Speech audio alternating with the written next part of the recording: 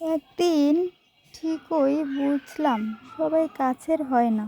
মানুষ বদলায়, সম্পর্কও ফিকে হয়ে যায়। স্বার্থ ছাড়া খুব কম মানুষই পাশে থাকে। নিজেকে শক্ত হতে হবে, কারণ দুর্বলতা এই পৃথিবীতে জায়গাই পায় না। ভালো থাকতে হবে, নিজেকে ভালো রাখতেও হবে, কিন্তু ভুলেও নিজেকে হারিয়ে ফেলা যাবে না। স্বার্থের জন্য নিজের আপন লোকদের সাথে চলি না কখনো। তাদের ভালোবাসি, বরং নিঃস্বার্থভাবে এবং নিঃসন্দেহে তাদেরকেই ভালোবাসি। পৃথিবীতে কেউ কারো জীবনে অপরিহার্য নয়। জীবন কারো জন্যে কোথাও বিন্দু পরিমাণ থেমে থাকে না, চলে যায়, বরং সুন্দরভাবেই কেটে যায়।